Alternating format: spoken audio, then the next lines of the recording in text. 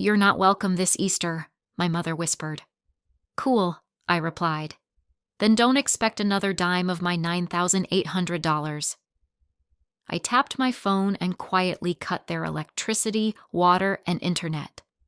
"Don't come in." That's all she said when she opened the door. No hug, no smile, not even a half-hearted happy Easter, sweetheart. Just 3 cold, flat words. They hit harder than a slap. I stood there on the porch like a fool, holding a bottle of wine in one hand and a basket of homemade chocolate eggs in the other. I had even worn that pale blue shirt, the one she used to say brought out my eyes. She used to say it like it meant something. Now, she wouldn't even look me in the eyes. "What?" I blinked, stunned. "You're joking, right?" She looked over her shoulder, then stepped out and pulled the door almost shut behind her, like I was a threat, like I was a stranger. "It's better if you don't come in today," she murmured. The air thickened. I had driven 3 hours for this. "I know," she said, almost gently. "But Olya said she wouldn't come if you were here." Of course. Olivia. Who else? The same voice behind every cold shoulder, every passive-aggressive slight. From inside, laughter rang out. Glasses clinked. Uncle James, probably. His voice boomed. "To real family gathered at last." Then came Olivia's syrupy tone, loud and performative. "This year is all about calm. No drama. No negativity." I wanted to scream, but instead I smiled. That smile, the quiet, dangerous one that says you have no idea what's coming. "You know what?" I said, pulling out my phone. "Fine, enjoy your peaceful Easter, but don't expect another penny of my $9,800. Mom's face twitched. "What money?" she asked, like she truly didn't know. I looked her dead in the eye. "Electricity, water, internet. The bills I've paid every month for this house. The ones you needed just until Dad got back on his feet." I took a breath. Guess what? They're all in my name, and I just turned them off. Her face went pale. "Wait, you didn't tell me—" "She didn't?" I cut in, flashing the app on my phone. "See this?" One click. I tapped the screen. A second later, the lights flickered off inside. From somewhere in the house, Olivia shrieked, "The Wi-Fi just died! What the hell?" Mom lunged for my phone. I stepped back. "Happy Easter," I said, calm as glass. Then I turned and walked to my car. No one followed. No one apologized. As I slid behind the wheel, I saw Olivia storm out onto the porch, red-faced, waving her phone like it was a weapon. "Are you insane? We were about to have lunch." I rolled down the window. "Call your real family. Maybe they'll cover next month's bills." And I drove away. No guilt. No doubt. That was the moment I became a ghost. The kind of ghost they could no longer plug into. For years I told myself I was helping, that I was being responsible, that they were victims of bad luck, not bad behavior. I used to believe that, like the time Dad called during one of my meetings. "Power's out," he said flatly. "Again?" I whispered, ducking out into the hallway. "Just a few days. If you can cover it, I'll pay you Friday." He never did. I paid anyway, like I always did. My family has a legacy of taking without asking, and I have a legacy of letting them. When Dad lost his job 3 years ago, I stepped in. When Mom needed an expensive dental procedure, not essential, but it made her self-conscious, I covered it. When Olivia couldn't afford her car lease, I took out a loan for her first 6 months. At first it felt good. I was the strong one, the reliable one, the hero. But admiration soured into expectation, then entitlement, then quiet contempt. "You're lucky you don't have kids," Olivia said once over dinner. "All your money's yours. Must be nice." "You mean the money I use to pay your bills?" I asked. She snorted. "Oh, please. Don't act like it's charity. You like feeling superior, she added. Mom cut in. That's not what she meant. No, Olivia said, grinning. That's exactly what I meant. You think we should worship you for paying a couple bills? A couple? I laughed bitterly. Water, $83. Electricity, $210. Internet, $89. Cell phone plans, random Amazon crap. I stopped keeping track. Last month I did check. I'd sent them $9,800 in 1 year. And to them, I was still the moody, selfish one who ruined family photos. The worst part? I wasn't even surprised anymore. A few weeks ago, I dropped by unannounced to leave groceries. As I reached the porch, I heard them laughing in the kitchen. He's so uptight, Olivia said. Thinks paying some bills makes him king of the world. He's probably just lonely, Mom added. Works too much, Dad chimed in. All that money and no one to spend it on. At least he's good for something, Olivia said. I'd cry if I had to pay for Wi-Fi myself. Laughter.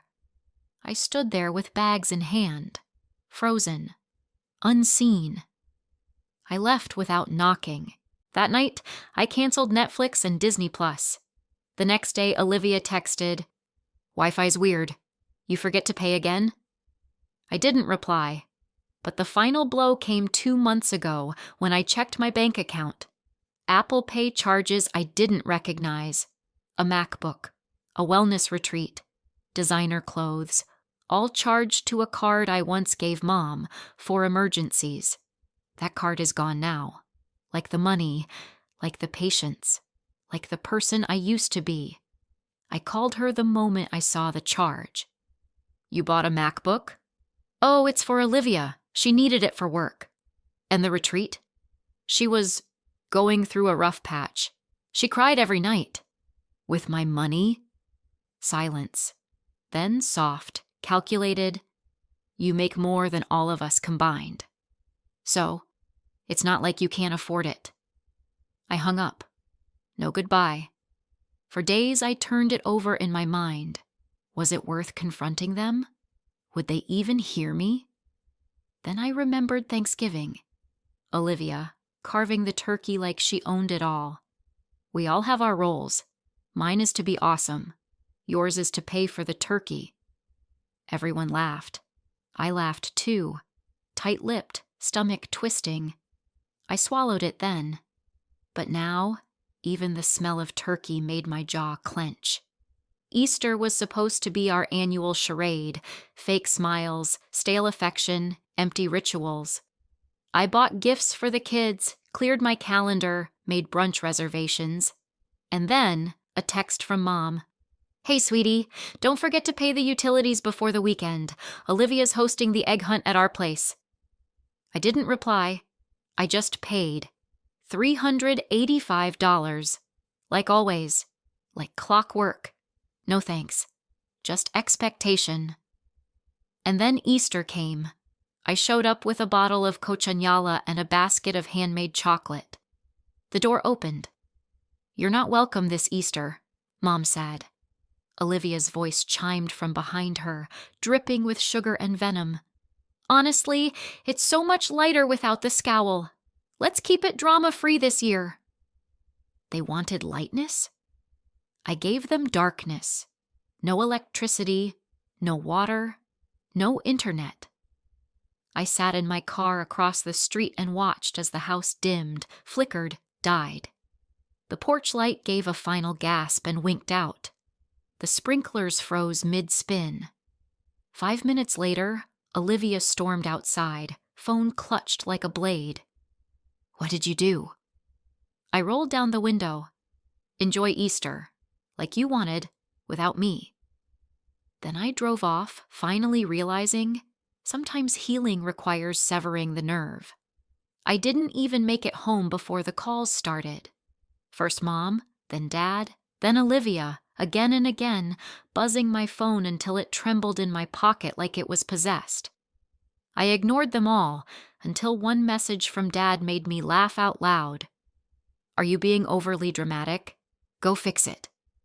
Fix what exactly? Your water? Your internet? Your fantasy of a normal family?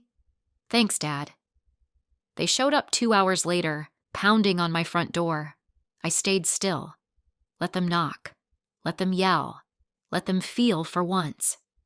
Are you seriously ignoring your mother on Easter? Open this door or we'll call the police, Olivia screamed. This is violence, she shrieked. Violence! I opened the door just as she was about to knock again. She stumbled forward. Come in, I said flatly. But the moment someone raises their voice, I call the cops myself. They poured in like a thunderstorm. Mom was crying. Dad was pacing. Olivia, raging. You think this is funny? We had guests, kids. Do you know what it's like explaining to a 5-year-old why the toilet doesn't flush? Yeah, I said, sitting down. Did you explain that I was expected to pay for everything again? That their generous, invisible uncle would be footing the bill like always? Silence. Thick and hot. Mom gasped. Olivia froze. Dad clenched his fists. How dare you talk to your family like that? Mom barked. Family? I raised an eyebrow. You mean the same people who told me to stay away because I was ruining the vibe? The same ones who laughed behind my back, then swiped my card for brunch? Dad took a step forward. You're exaggerating. No, I said. I'm finally done reacting. I'm acting. Olivia crossed her arms. Oh, please. You think cutting off the Wi-Fi makes you powerful? No, I said. It makes me free. She laughed, bitter and ugly. God, you're so ridiculous. Always the martyr. What? Want a trophy for paying bills? You mean the $9,800 I spent last year? I shot back. The heating, the Zoom therapy, the new iPhone, the business trip to Paris, which was actually a week in Palm Springs? That money? Her face drained of color. You went through my stuff? You used my credit card, genius. I get the notifications. Dad tried to pivot. All right. We've made some mistakes. Mistakes? I barked. You told me, to my face, that Olivia deserved help more because she had a future. You said I had no place at the table. I was angry, he murmured. No, I said. You were honest. For once. Mom stepped forward, hand outstretched. Honey, please. We're family. Let's just start over. Turn it all back on. No. My voice was ice. Because this isn't about Easter. You didn't just shut me out today. You've been doing it for years. It was fine to take and take, until I said no. Then I became the villain. Olivia's fury turned cold. Her rage morphed into something nastier. You'll regret this, she hissed. You think cutting us off will make you feel better? You'll be alone. Alone is better, I said, standing, than being drained by people who smile to my face and spit my name when I leave. Silence. Heavy. Electric. Here's what's going to happen. I took a breath. You'll find another way to pay the utilities. You'll take the car lease out of my name. You have 30 days. You'll stop using my Netflix, Spotify, and Amazon Prime. If not, I'll block you all, permanently. You wouldn't dare, Dad said. Watch me. I turned to Mom. And next time you try guilt-tripping me, we're your family, you're our son. Just remember, sons deserve love, not leeches. Mom wept. Dad looked away. Olivia stormed out, slamming the door so hard a picture frame tilted sideways. And I didn't fix it. I didn't chase after them. I didn't care. I didn't chase after her. Didn't explain, didn't fix, didn't apologize. For the first time in my life, I didn't try to make it right. I shut the door behind them, locked it, and let out a breath I didn't know I'd been holding for years. The war was over, and I'd finally won. What followed was silence, not just quiet, absence. No buzzing phone, no guilt-laced messages, No desperate knocking, no last-minute, "we need you" calls. It was as if they'd all silently agreed. I was gone. And you know what? It was glorious. For the first time in years, I woke up without a weight in my chest. No whispering voice asking, "What crisis is waiting for you today?" No more checking my bank account every morning like a bomb squad defusing a wire. No more performative group chats filled with memes they shared with each other, while my messages sat on seen. No more holidays where I showed up with bags of gifts and left with a pair of discount socks and an aching smile. I was free. And the silence? It was sacred. I started sleeping. Really sleeping. I ate better, breathed deeper, lived fuller. I bought a beat-up guitar for next to nothing and started learning chords like a kid with a dream. Reconnected with college friends I hadn't spoken to in years. Signed up for photography classes, something I'd always wanted to do but never had space for. Every cent I made finally belonged to me.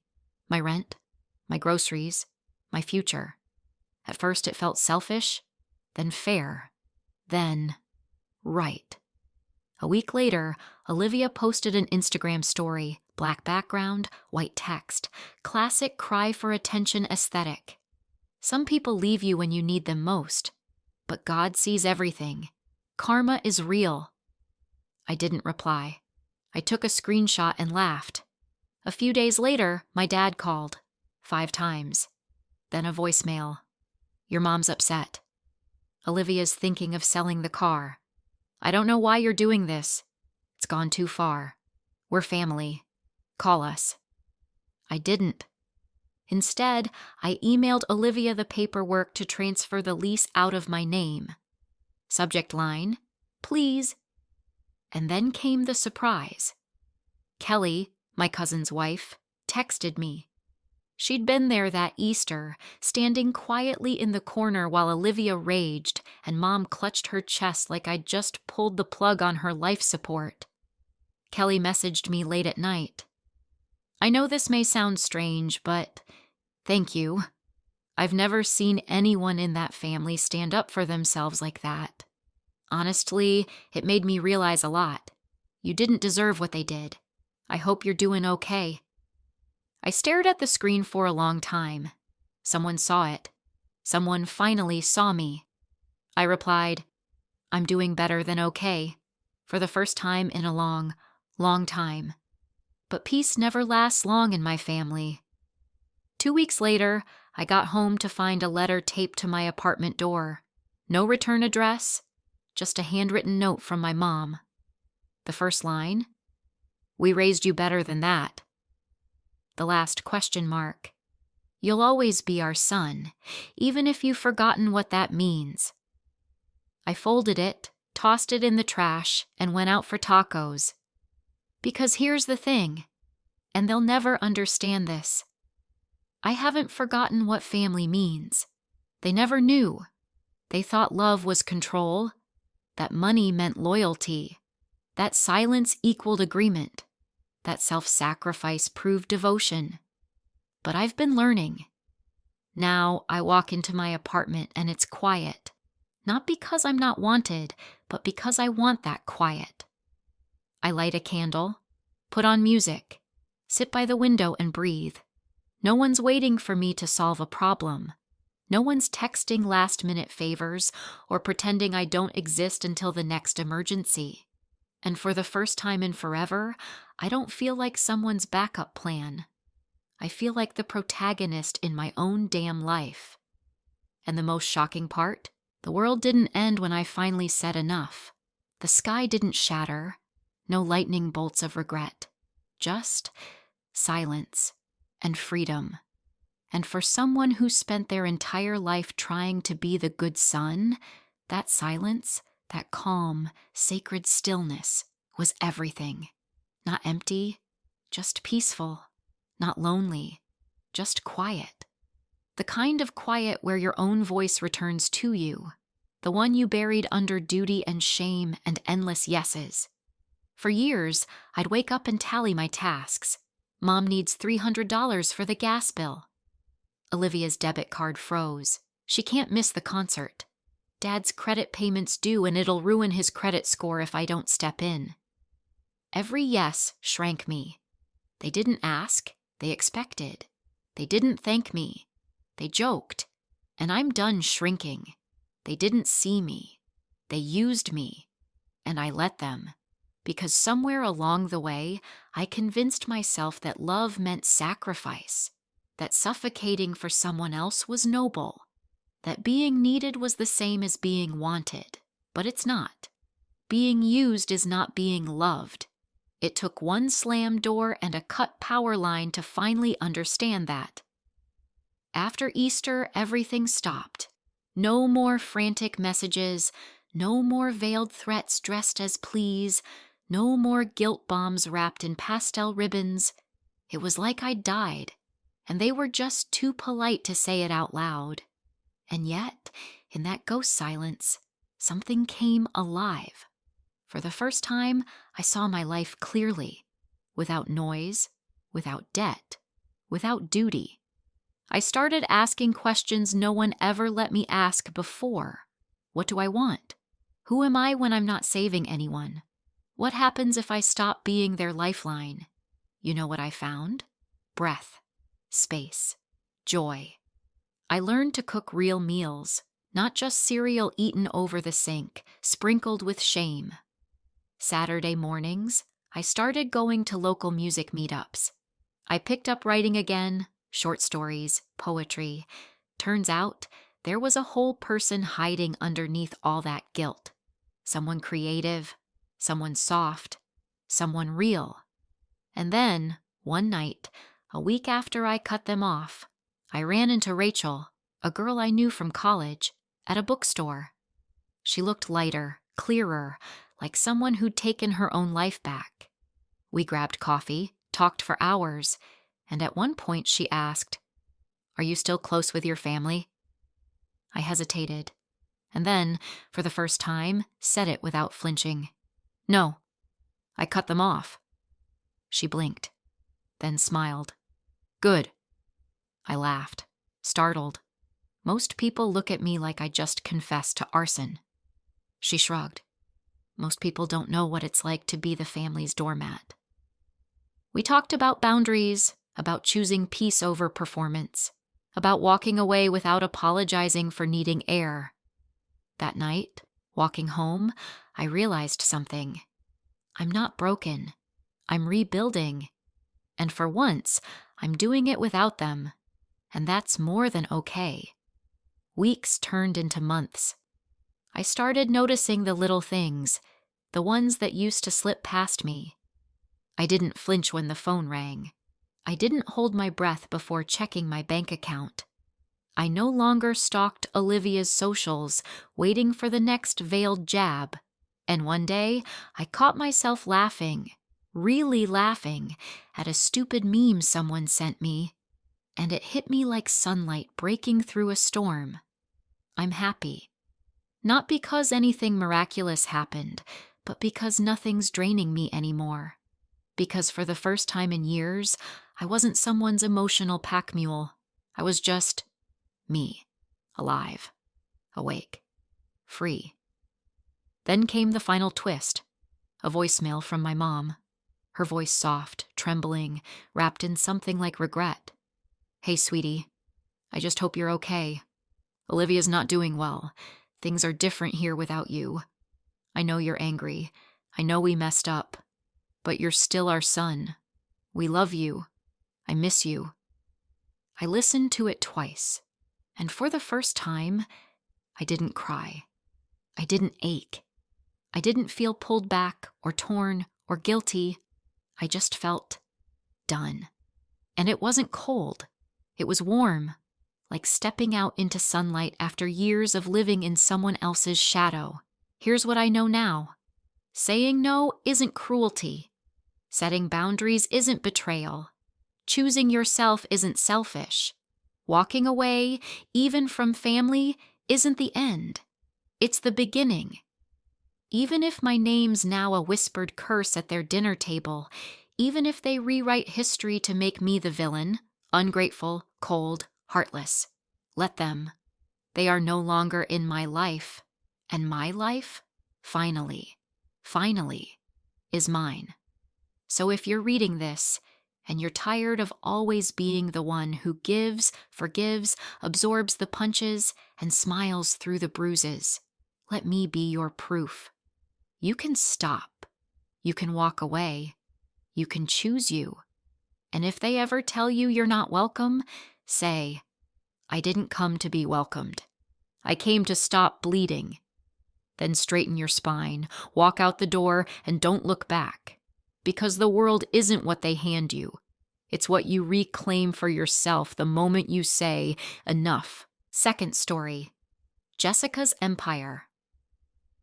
My father always said a woman's worth was measured by one thing, money.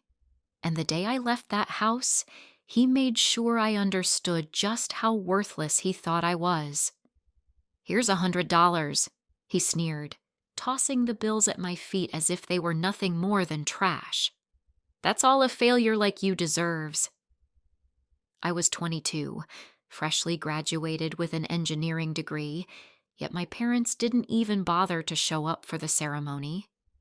There I stood, in the grand living room of our mansion, the only belongings I had packed neatly into a single suitcase. The money lay at my feet like discarded leaves in autumn, settling on the cold marble floor. Around me, the opulence of the Harrison family legacy loomed. Crystal chandeliers, antique furniture, priceless paintings, symbols of old money, inherited pride, and suffocating expectations. For generations, we had been investment bankers. Every Harrison woman followed her father's footsteps into high society circles. Every woman, except me. Engineering? My father spat the word out like a curse. Engineers are just overpaid mechanics. No daughter of mine will waste her life on machines. But I saw something they couldn't. While they counted their fortunes in boardrooms and stock portfolios, I saw the future unfolding in technology. I knew that the next generation of wealth wouldn't be built in polished offices, but in humble garages and laboratories, by those who knew how to turn innovation into opportunity. My mother stood at the top of the stairs, a glass of martini in hand, even though the sun was still high. Jessica, darling, it's not too late. Come back to the firm. Your father will make things right with the board. I looked at her, really looked at her. The smile she wore was rehearsed, a mask she had perfected over the years. I had watched her. Growing up, all she ever seemed to care about was the size of her diamond rings. Each one bigger than the last, as though she thought they could fill a void that was only growing wider. No, Mom, I said, my voice steady but tight with something raw. I'm done pretending to be someone I'm not for you. My father's face contorted, his usual pale skin flushed with the dangerous shade of purple I had feared since childhood. Then leave, he growled. You're not a Harrison anymore. No trust fund, no connections, no legacy. You're throwing it all away for some childish fantasy. I bent down and picked up the crisp $100 bill from the floor. It was too fresh, too deliberate, a parting gift carefully planned to sting. Keep the trust fund, I said, slipping the bills into my wallet. I'll build something of my own. He laughed, a bitter, mocking laugh, as though the very thought of me achieving anything was laughable. His voice echoed off the high ceilings. You? Create something? You can't even dress properly. He sneered, gesturing to my simple button-down shirt and pants, so unlike his tailored suits. Without the Harrison name, you're nothing. Those words drilled into my mind, shaping my every sleepless night, my relentless struggles in the years that followed. But in that moment, I only smiled, calm, unwavering. We'll see. I walked out of that mansion with a suitcase, $100, and a degree they'd dismissed as worthless. The iron gates of my childhood home slammed shut with a finality that reverberated in my chest. I stood there on the sidewalk stunned. No car. It had been registered to my father. No apartment. That had been paid for by a trust fund. And exactly $100 in my pocket. But what they didn't understand, what they could never see, was that I had something far more valuable. A vision of the future, and the will to make it real. I walked to the bus station, bought a $40 ticket to Silicon Valley, and splurged $10 on a burger and fries. Sitting in a dingy diner, watching buses come and go, I opened my notebook and scribbled 3 promises to myself. To never use the Harrison name for profit, to build something that would change the world, and to return home. Not as the prodigal daughter, but as a woman they could never have imagined. I had $50 left. It wasn't enough to rent a place, barely enough to eat for a few days. But I had my laptop, my diploma, and a dream that wouldn't fade. I had an idea, something I had been developing quietly through my studies. The world was moving toward renewable energy, but there was one major roadblock. Storage. Solar and wind power were getting cheaper, but batteries? They were still inefficient, prohibitively expensive. I had a theoretical model for a new energy storage system that could change everything, but building it? That required millions, resources I didn't have. The professors I approached called it brilliant, but impractical. My father? He laughed at it. But for me, it was my future. As the bus pulled away from the station, I watched my hometown fade into the distance. For 22 years, I had tried to be the daughter they wanted. Now, it was time to become the woman I was meant to be.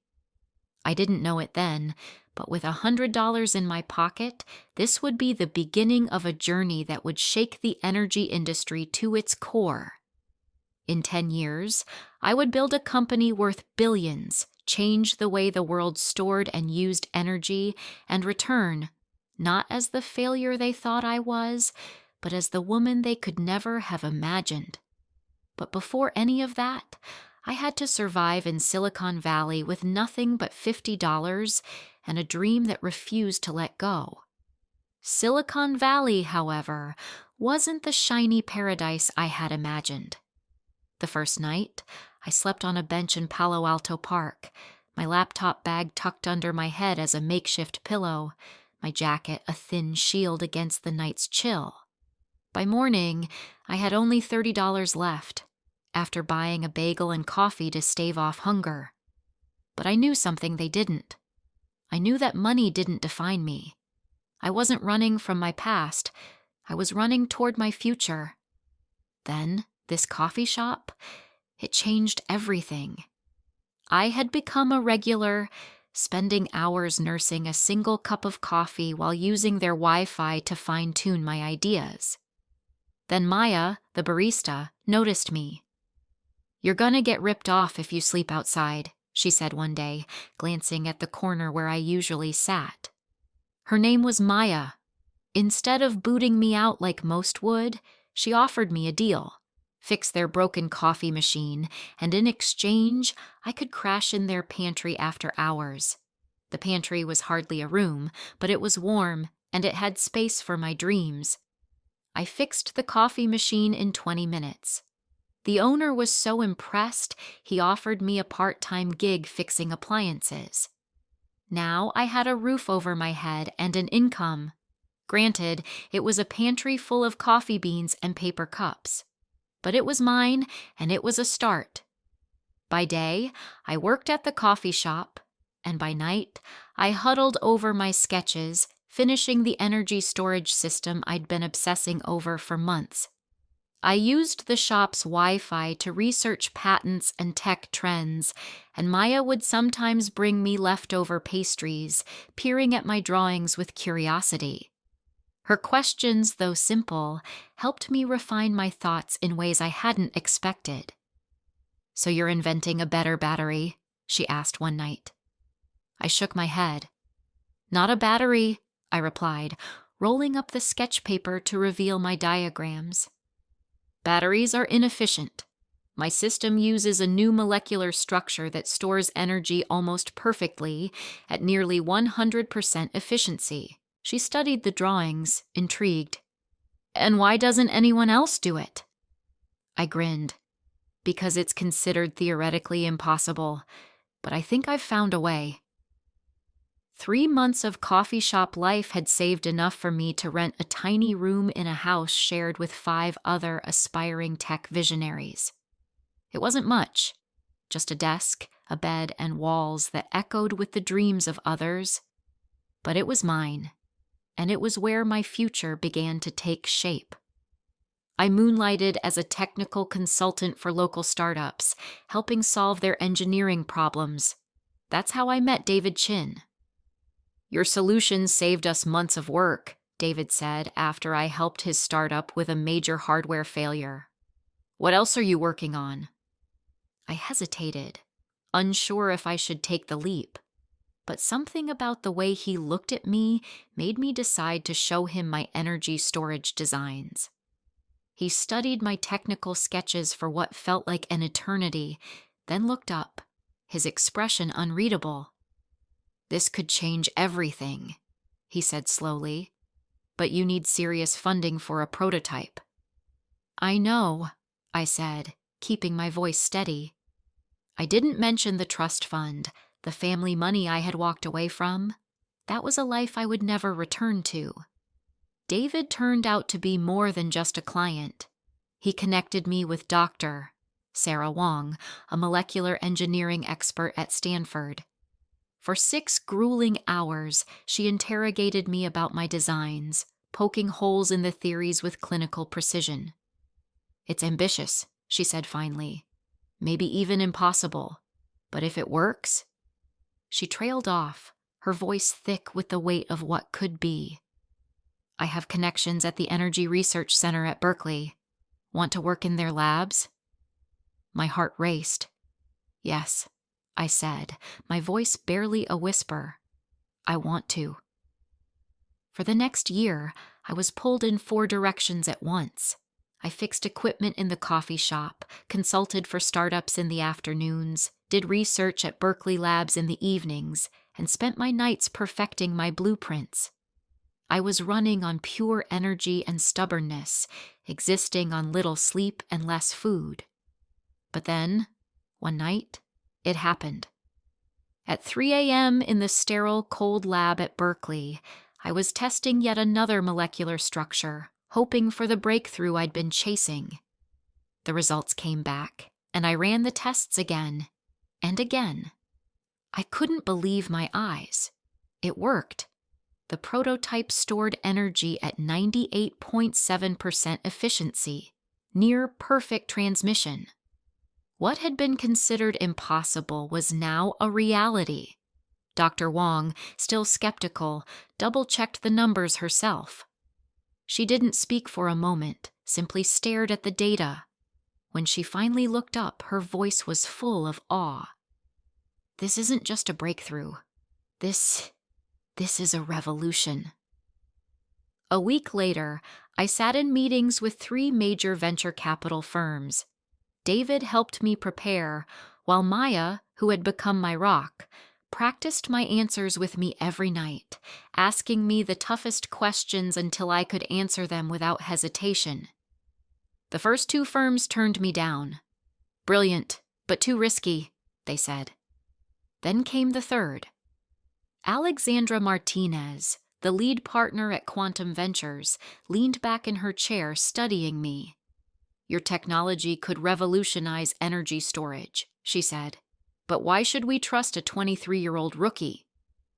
I met her gaze, steady and unwavering. "Because I've spent a year proving that the impossible is possible. Give me a chance to prove it again." They took the risk. They invested $5 million for 25% of my company, which I named Nova Energy Systems. The name was a personal joke, a new star rising from nothing. With the funding, I moved my research into my own lab, hired a small team of brilliant engineers, and worked like a woman possessed. We faced setbacks, failures, and moments when it all seemed hopeless. But 2 years later, we did it. Our first commercial energy storage system was tested, and the results exceeded all expectations. The system stored and transmitted energy with 99.1% efficiency, 3 times better than the best available alternatives. The energy industry exploded with interest. Solar and wind energy were no longer just idealistic dreams. They were viable, economic alternatives to fossil fuels. Everyone wanted our technology. Nova Energy Systems went public 3 years after that first investment. On the first day, the share price doubled, and by the end of the week, my stake in the company was worth over $100 million. With my first significant paycheck, I bought a suit, not from my father's expensive tailor, but from a boutique for tech executives. Maya, now head of operations at Nova, helped me pick it out. "Going to show off for someone?" she asked with a sly smile. I adjusted the perfectly fitted jacket. "No," I said, "but it's time for a visit home." 5 years had passed since I last spoke to my family. I knew, through the grapevine and the business news, that Harrison and Sons was struggling. Traditional banks were losing ground, overtaken by fintech and the changing tides of the market. They were running out of time. They needed to adapt, to invest in technology, the very thing I'd warned them about all those years ago. Now, they were facing their biggest crisis yet.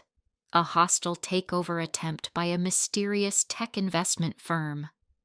I was ready to return, not as the prodigal daughter they expected, but as the woman they never thought I could become.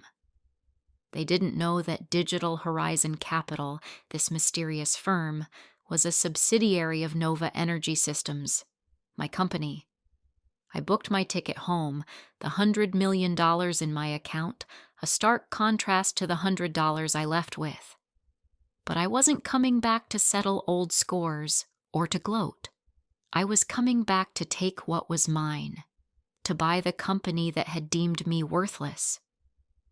Maya caught me staring at an old family photo before I left. She watched me for a moment, her gaze softening. "Are you sure about this?"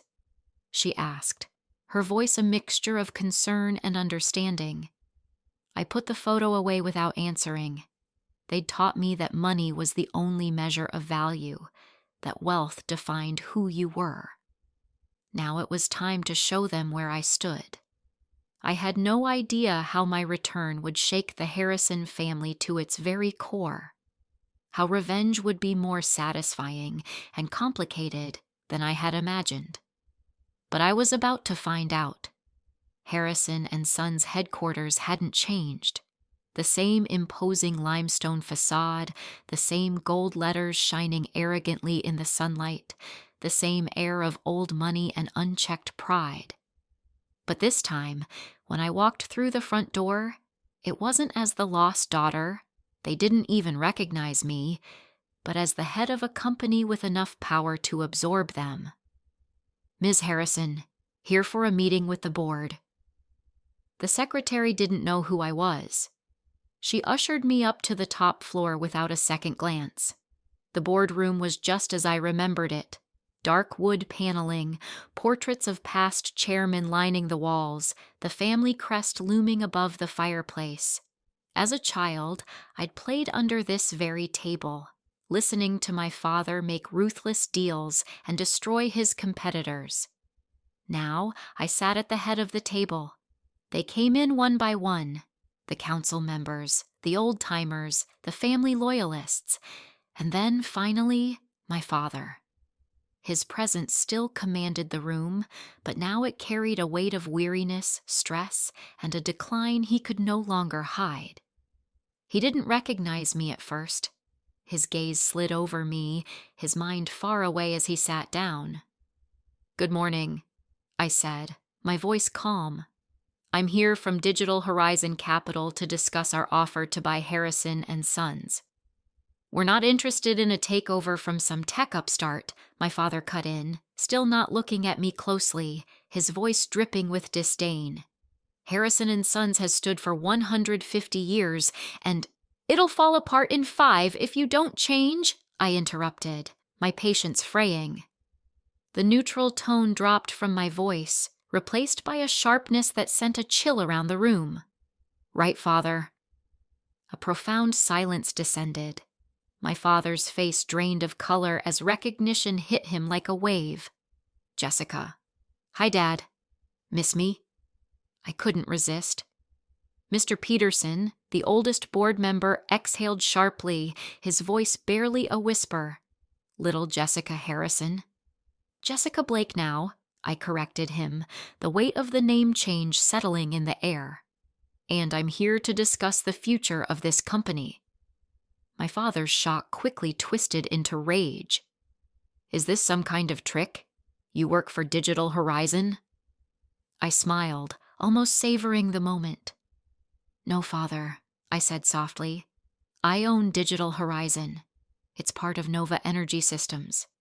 I think you'd enjoy hearing their reaction when we came for you." His whisper was almost lost in the silence. "Impossible. You walked away with nothing." "No," I said, my voice steady but carrying a sting. "I walked away with $100. Your last lesson about the value of money. You want to know what that lesson taught me?" I gestured to the assistant, who began distributing folders to the board members. Nova Energy Systems is now worth $4.2 billion. Digital Horizon Capital, our investment wing, which you clearly didn't bother to look into, has quietly acquired 45% of your shares through shell companies. We also own most of your debt, which, considering your financial troubles, is substantial. The blood drained from my father's face as the weight of the situation sank in. The daughter he had discarded had come back to take everything. "The offer is simple," I continued, leaning forward slightly, enjoying the sight of his crumbling world. "Harrison and Sons will be absorbed into Digital Horizon. The family name will disappear. The board will be dissolved." I looked directly at my father, no longer the girl he had dismissed all those years ago. "And you'll resign. Right now." His face twisted with disbelief and fury. "You can't do that. This is the family legacy." "The legacy is dying," I shot back, my voice cutting through his nostalgia like a knife. "Your strategies are outdated. The technology is ancient, and your pride has made you blind to the new world. I warned you 5 years ago. You refused to listen." Mr. Peterson coughed awkwardly, trying to steer the conversation back. "Jessica, let's not do this now. You're Harrison." "No," I interrupted him, my voice firm. "You made it clear when I left that I wasn't Harrison anymore. I chose to build the new rather than cling to the old. I'm not here for reconciliation. I'm here for business." I stood up, adjusting the custom-made suit that cost 1,000 times more than the $100 I walked away with. "You have 24 hours to accept the terms. Refuse, and Digital Horizon will call in all debts immediately. Harrison and Sons won't last a week." My father's voice cracked. "You're going to destroy your family's company? Everything we've built?" "No, father," I said quietly, my tone cold but calm. "You destroyed it by refusing to change. I'm giving everyone a chance to salvage what's left, the jobs, the clients, the legacy you care so much about. Does it bear the Harrison name?" "It's not your call anymore," he muttered, his voice trembling. I smiled grimly. No, it's not. I turned to leave, but paused at the door, glancing back over my shoulder. By the way, Father, I said, my voice steady but biting, remember when you said money is the measure of a person's worth? I allowed a thin, cold smile to spread across my face. By your measure, what am I worth now? The next 24 hours passed in a blur of legal meetings and relentless press inquiries. The news of Harrison and Sons' takeover of Nova Energy Systems caused their stock to nosedive. My father fought back, clinging to old allies and relying on his outdated connections, but it was too late. I had every angle covered. There were no escape routes left. All potential saviors were on my side. Every financial thread had been severed. The empire he'd spent his life protecting was now mine. The papers were signed the following day, in the same room where he had once tossed me that $100.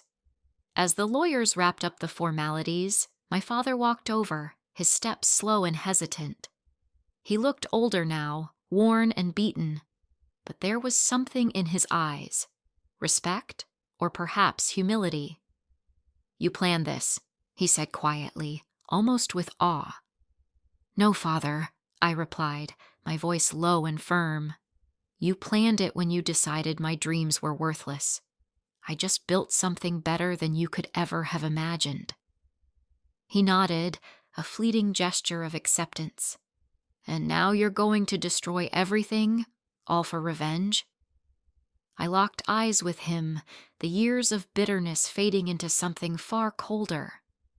No, I said, my words measured. I'll rebuild it into something meaningful. Harrison and Sons will be part of the company solving the energy crisis.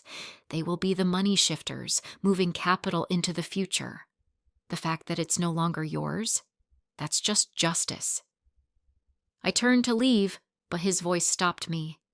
Jessica, that was my best investment, Father. I smiled, and for the first time in years, it wasn't a smile full of anger or contempt. It was a smile of truth. It showed me what I didn't want to be. The transition took 6 months, but in the end, the transformation was complete. I rebuilt Harrison and Daughters, revamped operations, and invested heavily in green energy. Most of the employees kept their jobs. I wasn't about to punish them for their family's failures. My mother retired to the family estate, her pride bruised more deeply than her finances. I ensured she had enough to live comfortably, though. My grandmother tried to reach out to me, hinting at some kind of reconciliation, but I kept my distance.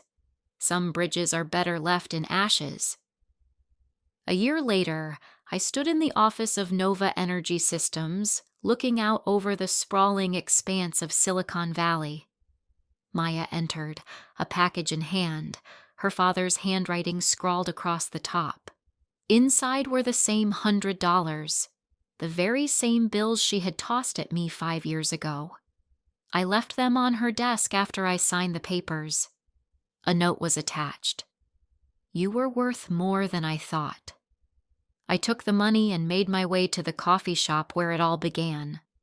Boris, the one who had given me shelter back then, was now the top manager of my company. Yet, they still made the best coffee in Palo Alto. I left $100 tip on the counter, the same amount that had once defined my worth in the eyes of others. Some might call it petty, taking over my family's company and rubbing it in their face. But I didn't do it out of revenge. I did it because sometimes, to fix what's broken, you have to tear it down and build something better from the ground up. They say money doesn't buy happiness, but that $100 taught me more than I could have ever learned in a lifetime of luxury. A person's value is not in the numbers or the name, but in what they build with what they have.